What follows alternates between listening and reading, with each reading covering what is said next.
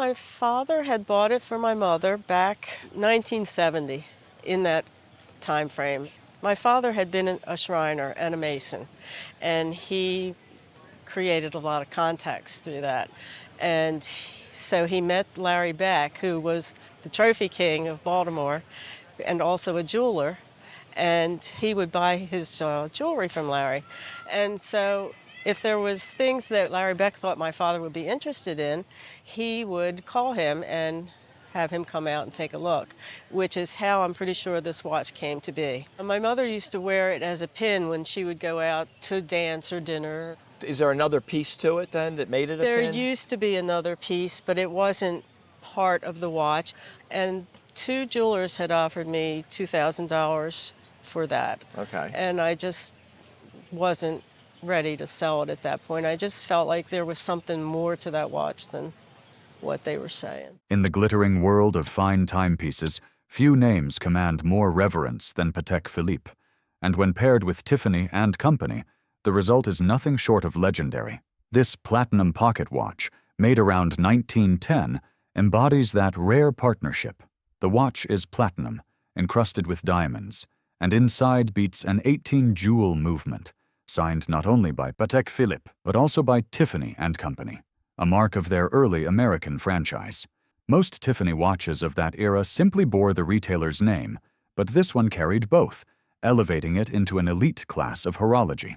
Even the case tells its own story, crafted in France, finished in 18-karat gold, and hallmarked with French duty marks. At its core, this isn't just a timepiece. It's a convergence of artistry, engineering, and history, a dazzling reminder of Tiffany's role in bringing the world's finest watches to America. In today's market, at a retail level, this watch would be in the $13,000 to $15,000 price range. It's an absolute extraordinary example of a Tiffany Patek. Wow. Congratulations. Thank you. Oh my goodness. Now I know. It was given to my father from his grandfather.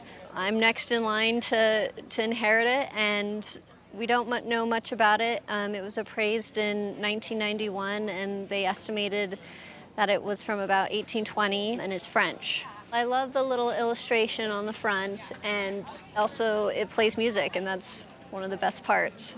This extraordinary French musical pocket watch, made around 1830, the case itself is crafted from solid 18-karat gold, beautifully engine-turned in the guilloche style. But what truly sets it apart is its face. Porcelain enamel, hand-painted with a harbor scene, and, most remarkably, an early American flag waving proudly across the dial. It's a stunning blend of French craftsmanship and American symbolism, a detail that makes it utterly unique. This is a key-wound, key-set watch, fitted with a bullseye crystal you simply can't find today, and hidden within its mechanics lies the true surprise. It's musical. One barrel powers the watch, while a second barrel drives a tiny music box inside. It can chime on the hour or play on command, something the owner only discovered by accident when it suddenly began to sing. We're going to play this right now.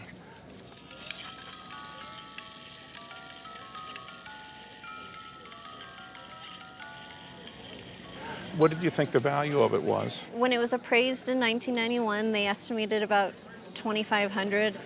A musical watch in gold today, a nice example of one, would probably bring somewhere between $5,000 and $8,000. But we have this spectacular face on this watch. It's a harbor scene. It's flawless. An auction value today, I would put on it with all these features on it. I think this watch would easily bring between $15,000 and $20,000. Wow, that is quite the shock. It's been in the safety deposit for like 20 years. So wow, that's great. Thank you. The dial, that's the first one I've ever seen like that. Really? On a musical watch like this, so it's quite nice. As a grade schooler, my father had given it to me. It was originally my great-grandfather's pocket watch. Okay. And it's been in the family since he bought it. I'm not sure when that was, although it was probably before 1900. When my father first gave it to me, I used it as my timepiece in grade school, and fell playing football and busted the crystal on it. The crystal was replaced, and after that, it's been in a safe ever since.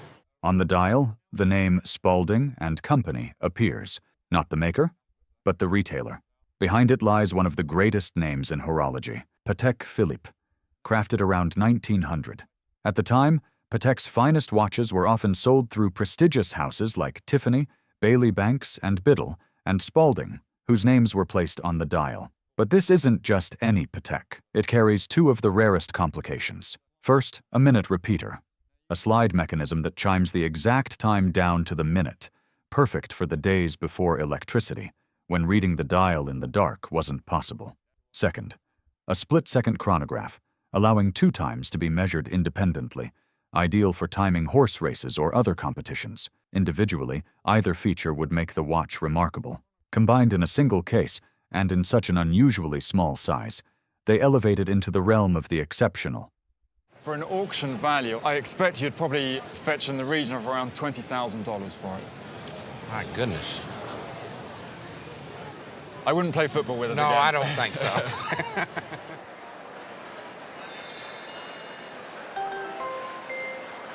I brought a pocket watch. It's wood and metal from Van Cleef and Arpels. I got it from my great Uncle Barney, and he and my great Aunt Tiny had a dry cleaning store in Beverly Hills, Hollywood, back in the 1930s and 40s. And they had several famous people as customers. One of them happened to be Joseph von Sternberg, who was the director for most all of Marlene Dietrich's films. And so he went over to Europe on vacation one year and came back with this pocket watch, which he gave to Uncle Barney. They did such a great job in their dry cleaning establishment that he was very appreciative and wanted to show them that. So Van Cleef and Arpels, a French maison celebrated for its jewelry worn by Hollywood's elite, was at its creative peak in the Art Deco era. Their work blended luxury with bold design, always marked by exceptional quality. While the firm often created small jeweled purse watches for women, this is something rarer, a man's pocket watch, fashioned partly in wood, an unusual and delicate material seldom seen in such pieces. Its manual wind Swiss movement shows the precision inside, while the Art Deco styling reveals the glamour of its time. Few examples like this have survived, making it a treasure not only of fine watchmaking, but of Hollywood history itself. Retail on this watch would be about $4,000. oh, okay, awesome. Awesome, that's very nice.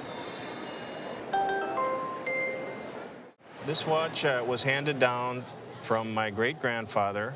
He was the owner of the St. Paul Pioneer Press and Dispatch back in 1914 when he received this watch, and it was handed down from him to my father, and then he gave it to me. At first glance, it was already remarkable. An 18-karat gold case, a split-second chronograph, and a minute repeater that chimes the time down to the minute. Flip it over, and the complications multiply. Day, date, month, moon phase, and even a perpetual calendar that adjusts for leap year. A marvel of engineering tucked into a gentleman's pocket. Have you had any appraisals? I had an appraisal done probably 15 years ago. They told me at that time it was probably worth about $6,000. They were a little low. Yes. Patek Philippe is now purchasing those watches for their museum. This watch at auction, I suspect, would bring close to $250,000. No. Yes. $250,000? This is one incredible watch. I've never held a watch like this in my hand. What? You're kidding. That is one incredible watch. It can't be. Yes. No way. Well, why That is an incredible watch. Oh, I can't believe it. It's the finest watch I've ever held in my hand. Are you serious? I've never seen anything like it other than photos. How do I get it home? Carefully. Do not drop it. That is unbelievable. Keep it in a safe deposit box. Well, that's where I have had it all this Good. time, but oh my gosh, that is incredible.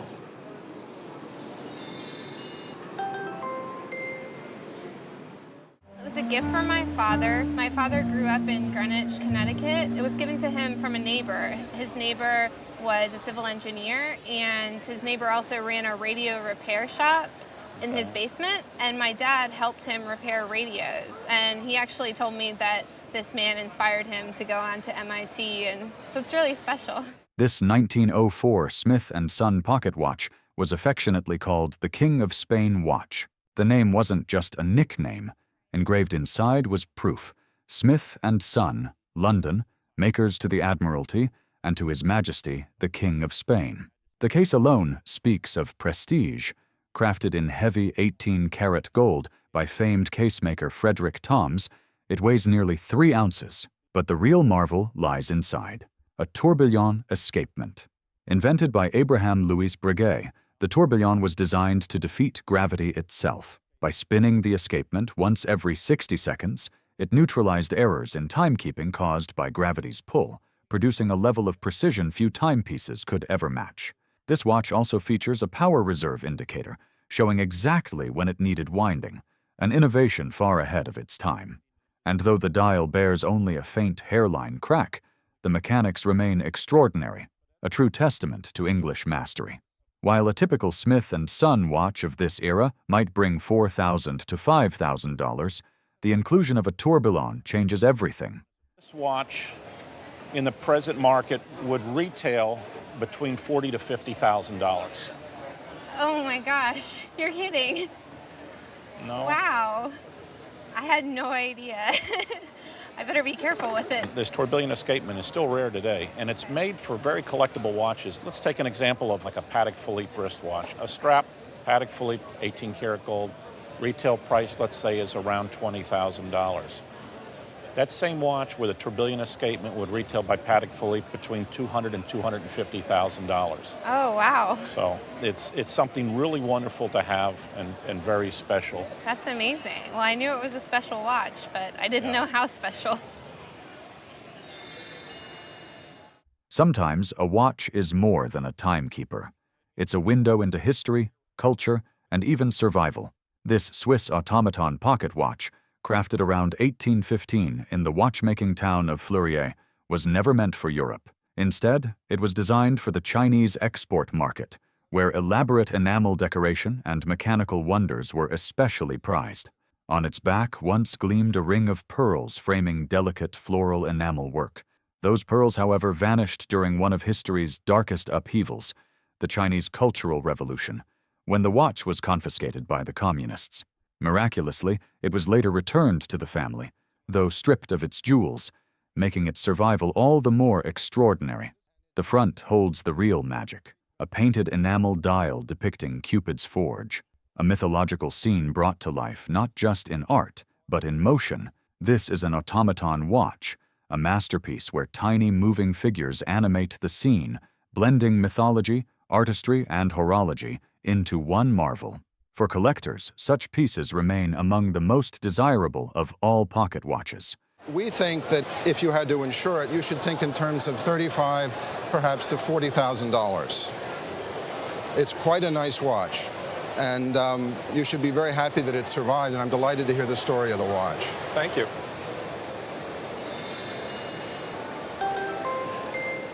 In the windswept coal town of Cumberland, Wyoming, a place that has since vanished into ghost town silence, a coal miner gave his wife a gift of lasting brilliance, a 14-karat gold Elgin pocket watch, purchased in 1924. Miraculously, it looks as though it has barely been touched in the century since. The family still holds the original sales receipt, an extraordinary survival that lists both the serial number of the movement and the model number of the case. The watch itself is a miniature jewel box. Its scalloped edges shimmer with alternating colors of gold. A diamond gleams at the center, and the back remains smooth, never engraved with initials. It came with a double chain and slide, the cork inside still intact, suggesting it was never truly used. This allowed a woman to wear it long or shorten it stylishly, the watch dangling gracefully at her side. Elgin was a trusted American brand, and this 15-jewel movement, though not railroad grade, was a fine example of their craftsmanship. Even more remarkable than its design is its condition. Unlike so many timepieces worn down by daily use, this one seems preserved in amber. This is just an absolute work of art, and it's brand new from 100 years ago, literally 100 years as of a month ago. The value today in the retail marketplace for the two pieces combined would be about $4,500. Wow. The chain, because of the weight of the chain and the fact that it's handmade, would appeal to lots of people that would have their own watches. So the chain is probably worth about $3,000 and the watch itself is about $1,500. So that's how you would combine to get $4,500. Thank you. Have you ever worn it? I have not. It doesn't appear anyone ever wore it. That's the good thing, I guess. Yeah. Pocket watch that's been in my family for a number of generations, maybe 3, 4. Came over with my ancestors from Germany or Austria, someplace in there. At first glance, its sheer size demands attention. The outer shell is crafted from tortoise shell, inlaid with tiny silver piqué nail heads, not just decorative, but protective. Beneath that lies a second shield of nickel silver, and only after lifting these layers does the watch itself appear. A true triple-cased marvel. The maker's name, George Pryor of London, gleams on the movement. Known for his finely finished watches, Pryor often began with raw Swiss ébauche movements, then elevated them with rich engraving and delicate piercing. This example, dated around 1800 to 1820, bears the hallmarks of the era, right down to its pierced balance cock. But what truly sets it apart lies on its face. The dial is adorned with champlevé enamel numerals, carved out and filled with color. Look closer, and you'll see those triangular numerals are not European at all. They were designed for the Islamic market, where such watches were highly prized.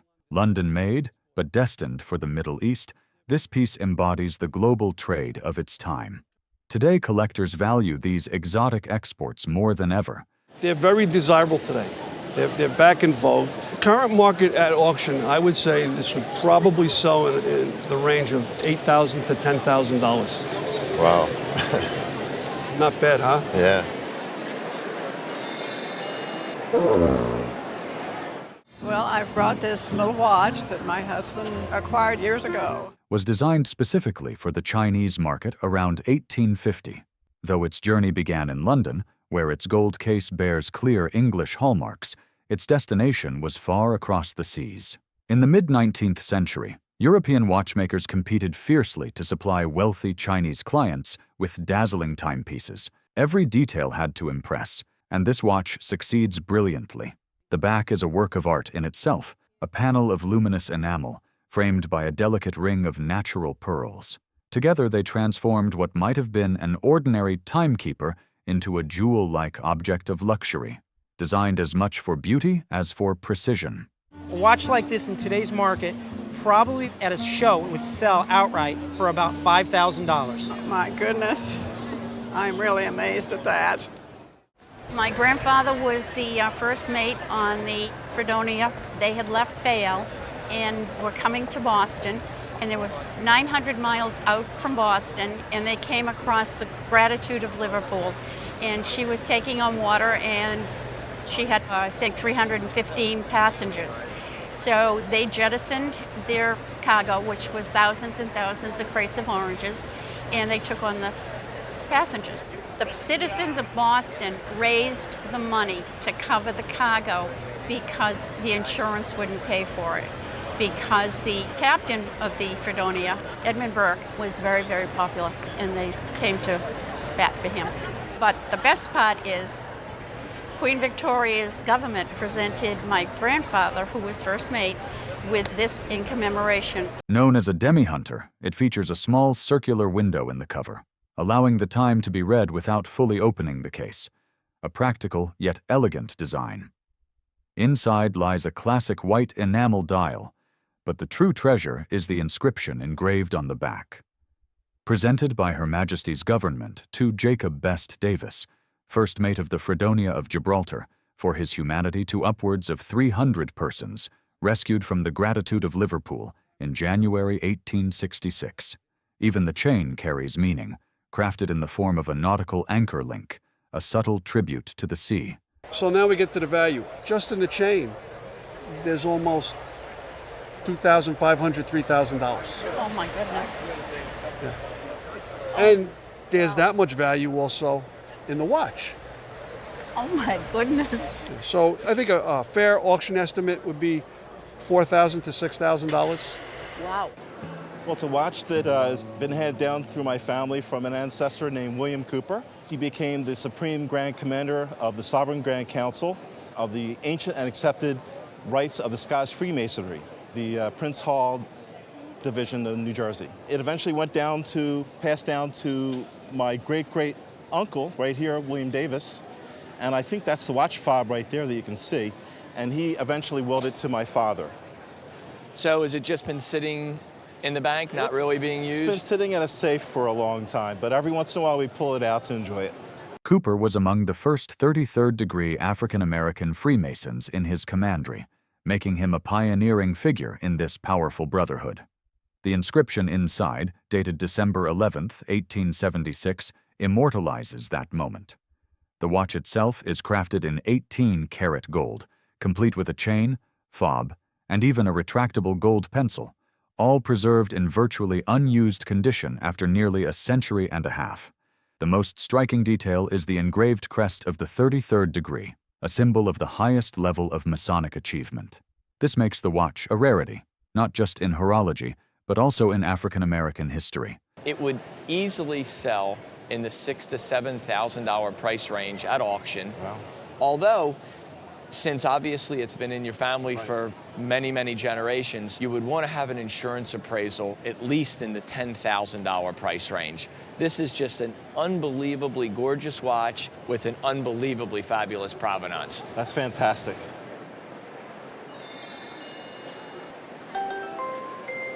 Some watches don't just keep time, they keep tradition. This Dudley Masonic pocket watch, made in the 1920s, is one of those rare pieces where craftsmanship and symbolism come together. It originated with the Dudley Watch Company of Lancaster, Pennsylvania, founded by a former Hamilton Watch Company employee with a singular vision: to design watches specifically for Freemasons. Every part of this watch was built with Masonic identity in mind. On the surface, you see a bold, radiating dial, clean and elegant, but it's inside where the magic lies. The movement itself, the very gears and plates that power the watch, were crafted in the shape of Masonic symbols, the square, compass, and other emblems central to the Brotherhood. This wasn't hidden decoration. It was a statement of identity, visible to anyone who opened the case. For a Mason, owning one was more than status. It was belonging. This example is especially desirable because it's one of the company's first editions, created shortly after their break from Hamilton. Even better, it survives in remarkable condition and still comes with its original keystone-shaped box, a collector's dream. Because it's in great condition, comes with the original keystone box, it's the kind of thing every collector would love. I think at retail, this would probably find its way in the range of about $6,000. Terrific. Great. Thank you.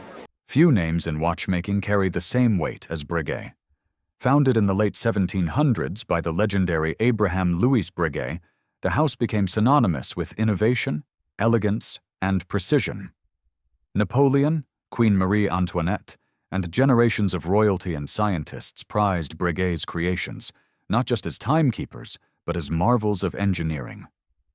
This particular pocket watch, crafted around 1935, carries forward that tradition. At first glance, it looks refined and understated, with the clean, timeless lines Breguet is known for, but the secret lies in its mechanics. As the appraiser demonstrates, the watch has a fascinating flip mechanism, a design that requires remarkable craftsmanship and precision to function seamlessly. It's the kind of subtle complication that reveals just how advanced Breguet's engineers were, even in the early 20th century. Do you know what it's worth? Any idea? Oh, no idea. No. Anywhere from $10,000 to $18,000. Are you kidding? Nice watch. Oh, I would say it's more than nice. Oh my goodness. My husband will just be thrilled. That's so exciting. Some items on Antiques Roadshow carry not only beauty and craftsmanship, but also the weight of survival. This small gold lady's pocket watch, dated around 1875, is one such piece. At first glance, it is a demi-hunter, with numbers engraved in gold on the outside, so the time could be read without opening the cover. But inside, it holds something extraordinary. A hand-engraved portrait of the owner's great-great-great-grandfather, perfectly etched in stunning detail. The watch is paired with a family album, a book of photographs and history created in Berlin by a Supreme Court judge, the guest's grandfather. Forced into early retirement when Hitler rose to power, he compiled the family story so it would not be lost. When his son, just 14 years old, left Germany alone, he smuggled the watch and the book with him. Two relics of a life and a family about to be torn apart. The family's wealth and possessions were stripped away, many seized outright by the Nazis. But this book and this watch survived, carrying the family's memory across generations. For the guest, they are priceless testaments to endurance and remembrance. In terms of a value, here on the watch and here on the book, you might see something like this having a value of $2,000. These are important historic things, and they're really phenomenal.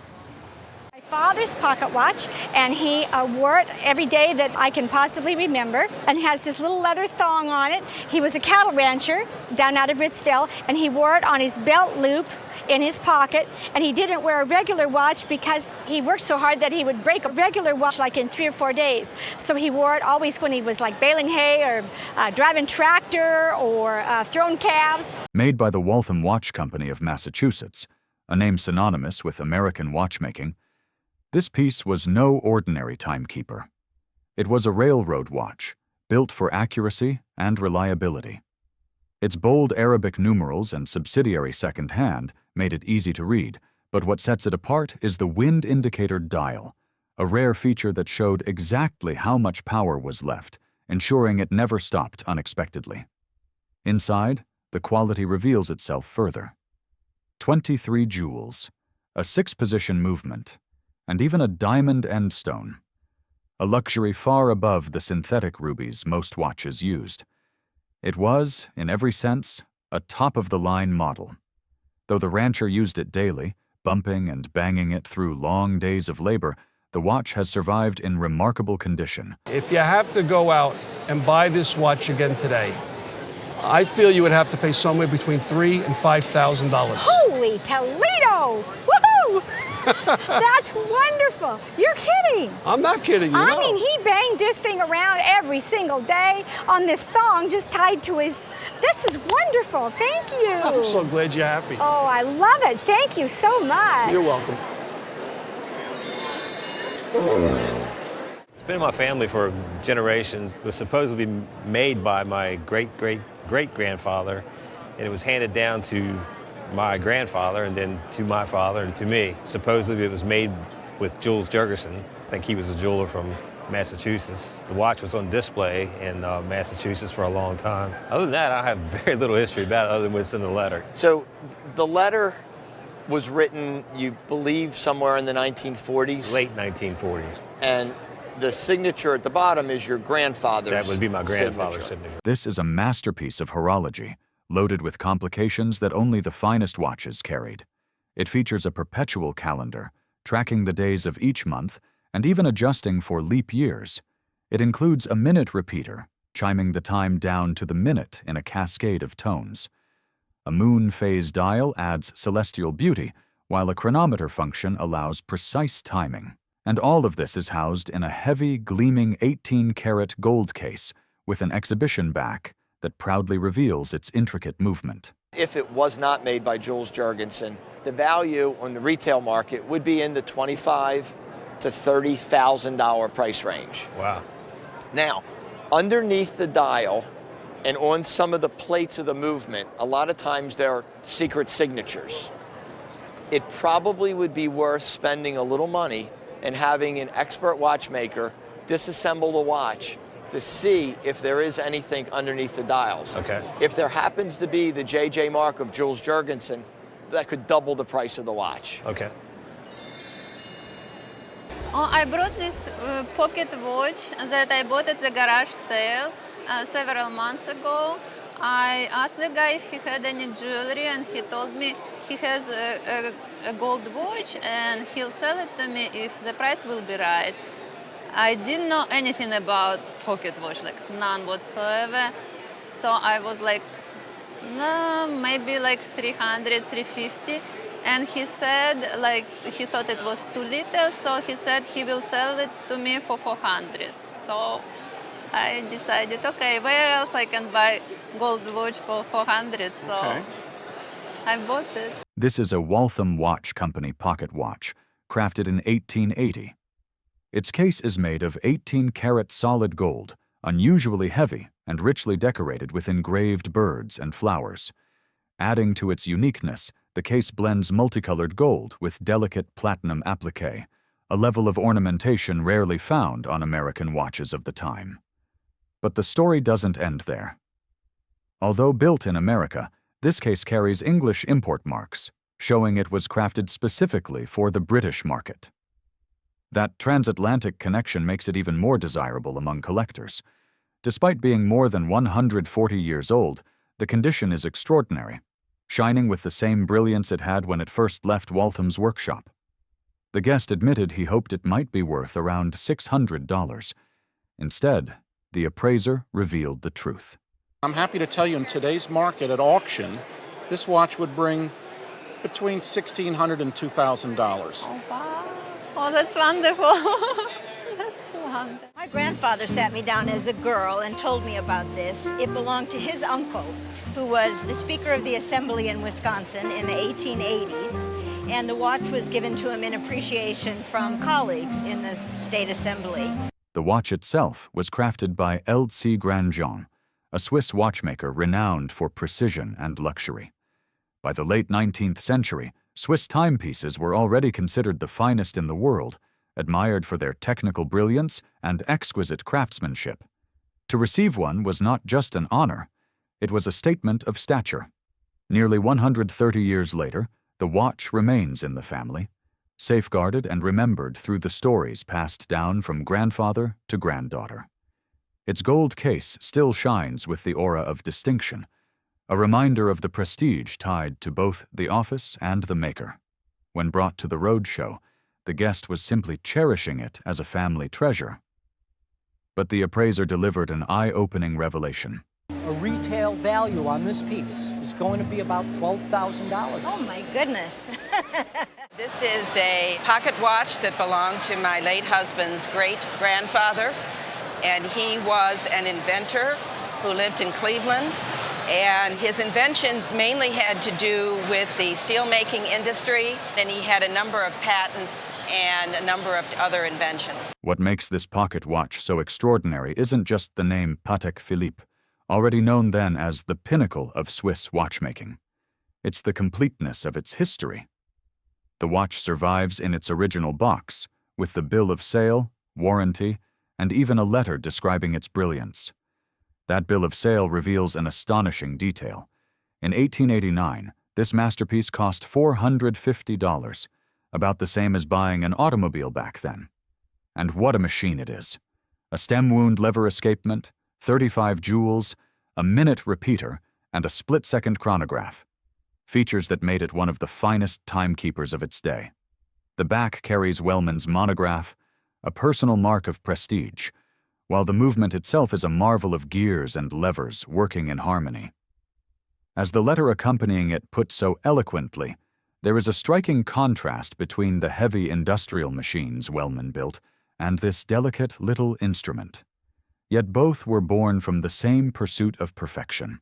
At its time, really just about the best that money could buy. I think in today's marketplace, this watch is worth probably in the area for auction purposes between $15,000 and $20,000. It's a treat to see it. It's really quite spectacular. Well, thank you very much. This is a pocket watch that I bought at an antique shop in London From what I know about it, it was made mid-1800s, give or take. It was made to commemorate the restoration of the British Crown, the 200th anniversary of that. So the movement inside is very special, carved in the shape of the British Crown. And then it was meant to be presented to the royal family, but for some reason never was, changed hands a few times, and then ended up in this antique shop. Fascinating story. Can you tell me how much you paid for it and when you did purchase it? £1,000, and I bought it about 15 years ago. Its presence is commanding. A massive 18-karat gold case, the word chronometer engraved inside, marking it as a high-precision instrument. But open the back, and its true wonder is revealed. The movement itself is carved in the shape of a crown, set with ruby jewels and decorative stones, a work of art hidden within. More than beauty, it represents technical mastery. This watch features a detent chronometer escapement, a mechanism so refined it releases power in fractions of a second, ensuring unmatched accuracy. Even rarer still, it holds a blue helical hairspring, a spiral rising in 3 dimensions instead of lying flat, an innovation reserved for only the finest chronometers. Although its rumored royal connection can't be proven, its quality speaks for itself. A one-of-a-kind commission, unmatched in its precision and elegance. A one-of-a-kind watch when it was produced initially. Right. Do you have any idea of value, or if you got a good buy? I honestly, I would never sell it, even if I did have a good offer. But I mean, I hope that it's worth at least as much as I paid for it. For insurance value in today's market, I would put a value of $10,000 on the watch. Oh wow! Yeah, wonderful piece. And a good buy. You made a very good buy. Yeah, thank you so much. When it comes to American watchmaking, few names loom larger than Waltham, but among the millions of watches they produced, one model stood above the rest. The premier Maximus, the crown jewel of their craft. This example, passed down as a simple family watch, is far more than just an heirloom. Made in 1908, it represents the very highest grade that Waltham ever achieved.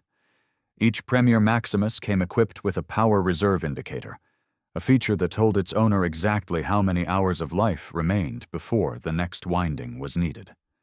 A small detail, but one that elevated this timepiece into a league of precision, normally reserved for Europe's finest.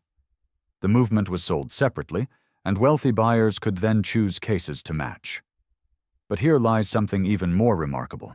The case itself is 18-karat white gold, crafted by the Wadsworth Case Company. That alone makes it exceedingly rare, as most were produced in yellow or rose gold. Despite being over a century old, this watch has survived in excellent condition, a testament to both its craftsmanship and the care of the family who owned it. Today, collectors recognize the Premier Maximus as one of Waltham's most ambitious achievements. This watch at auction would easily bring between $5,000 to $6,000. Wow, that's very nice. It's a piece we found in our home, and when we moved in and we were living there for a few years, my husband was cleaning the ductwork in the basement. And there was 2 pieces. There was this piece and another piece along with this, another gold piece, and they were laid perfectly up on the ductwork in the basement. And he was up there cleaning and he found it. At first glance, the watch appeared with a gold chain, though testing revealed the chain was only gold-filled. But the real prize was the watch itself. Opening the case revealed the name Vacheron Constantin, one of the oldest and most prestigious watchmakers in the world, a house founded back in 1775. What made this piece extraordinary was its triple signature. The dial, the case, and the movement each bore the Vacheron Constantin name, confirming its authenticity and high status.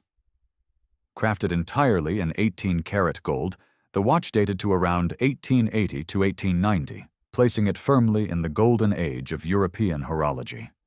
Elegant hands, finely detailed movement, and its pristine condition all marked it as a product of master craftsmanship. While the guest assumed it might have been from the 1960s, the appraisal revealed it was nearly a century older. It's a very, very special watch, so you have no idea on the value. No, nothing.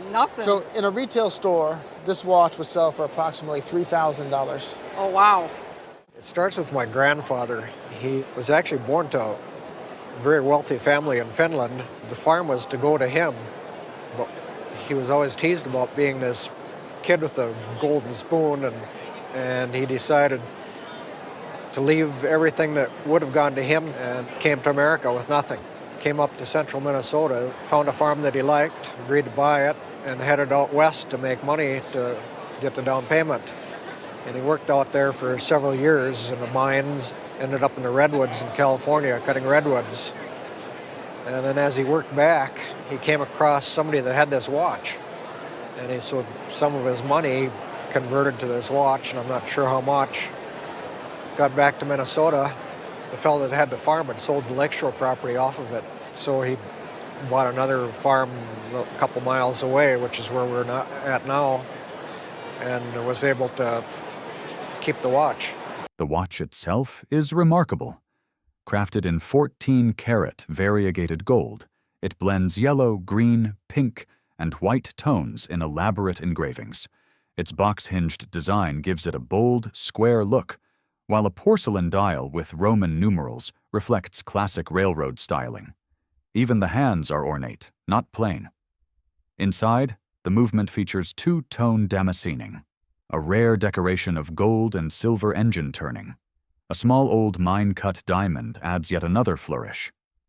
N. Gamse, a New York retailer, was known for ordering only the finest extras from major American watchmakers like Illinois, Elgin, and Waltham. The Globe was one of his models, built for clients who demanded more than ordinary. Back in the 1930s, when the family faced hard times, this watch was appraised at $300.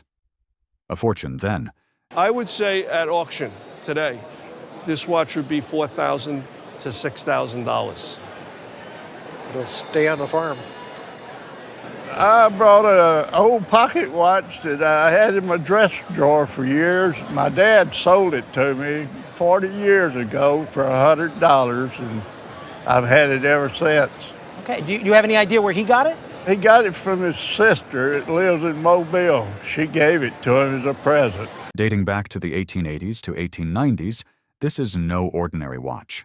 It's a large 18-size case, built with a full box hinge on both sides and decorated with an elaborate stag motif. Very much in fashion for its time. What sets it apart, though, is its dial. Unlike the plain porcelain dials seen on most pocket watches, this one is richly adorned, designed to match the extravagance of its case. The watch carries the name Philadelphia, not of its maker, but the retailer who sold it. The actual movement was likely made by Elgin or Waltham, but assembled in Philadelphia and given the jeweler's name, a common practice in 19th century America.